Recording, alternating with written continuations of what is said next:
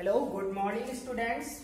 आज हम कक्षा 10 में विषय विज्ञान का एक भाग रसायन विज्ञान के बारे में पढ़ेंगे, जिसमें से पिछले वीडियो में रासायनिक समीकरण और रासायनिक अभिक्रिया के बारे में पढ़ा था। आज उसी के आगे रासायनिक समीकरण में भौतिक अवस्थाओं के संकेत यानी रासायनिक समीकरणों के साथ कुछ भौतिक अवस्थाओं के सिंबल प्रतीक प्रयोग किए जाते हैं, उनके बारे में आज पढ़ेंगे, उनको समझेंगे। तो यहाँ पर लिखा है अभिकारकों तथा उत्पादों में।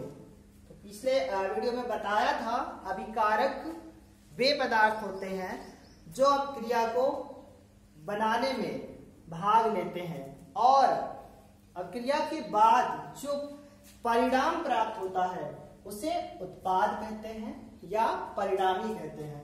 तो अभिकारकों तथा उत्पादों में रासायनिक सूत्र के साथ भौतिक अवस्थाओं के कुछ संकेत प्रयोग किए जाते हैं, वो यहाँ पर लिखे गए हैं, इनको समझ रहे हैं। देखिए, गैस को स्मॉल जी से यानी छोटी जी से लिखेंगे, कहीं भी किसी भी समीकरण में आता है गैस।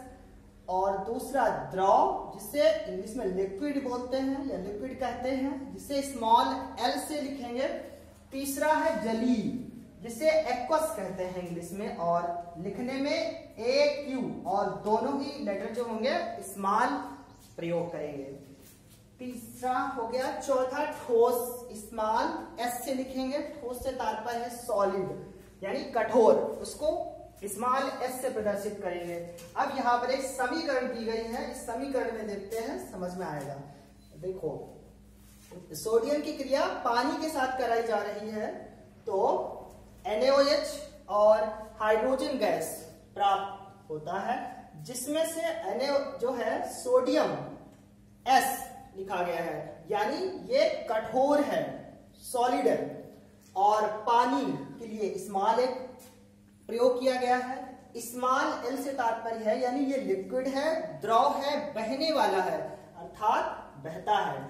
और अभिक्रिया के माध्यम से परिणामी पदार्थ NaOH और H2 प्राप्त हुआ, जिसमें से दो अणु NaOH यानी NaOH जो है जलीय है, इसके लिए AQ प्रयोग करते हैं, और H2 जो है ये गैस है, अर्थात वातावरण में उड़ती है, इसके लिए G प्रयोग किया गया है। तो अभिक्रिया में अभिकारक Na2H2O और परिणामी 2NaOH और H2, इनके लिए भौतिक संकेत Na के लिए स्मॉल s और H2O के लिए स्मॉल l, NaOH के लिए स्मॉल AQ, दो वर्ड का प्रयोग किया गया, और H2 के लिए G।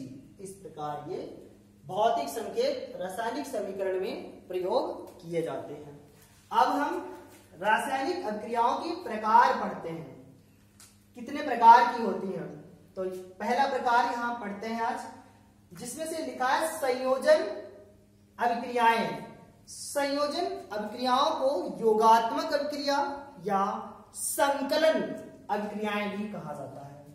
अब इस परिभाषा से समझते हैं, वे अभिक्रियाएं जिनमें दो या दो से अधिक पदार्थ संयोग करके, यानी दो हो या दो से भी ज्यादा पदार्थ मिलकर के केवल एक ही पदार्थ निर्मित करते हैं, एक ही पदार्थ बनाते हैं, उन अभिक्रियाओं को संयोजन अभिक्रियाएं या योगात्मक अभिक्रियाएं कहते हैं।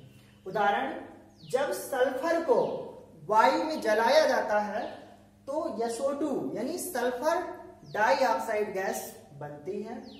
देखो समीकरण, ये S सल्फर है और दूसरा वायु यानी O2, और इस क्रिया, इन दोनों की क्रिया के द्वारा SO2 गैस सल्फर डाइऑक्साइड बनती है।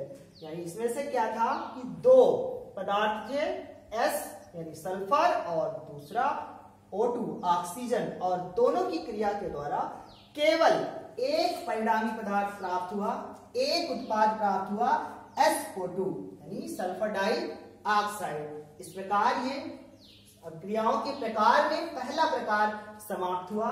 इसके आगे के प्रकार अगले वीडियो में करेंगे, और इसको आप लिखिए और पढ़िए, समझिए।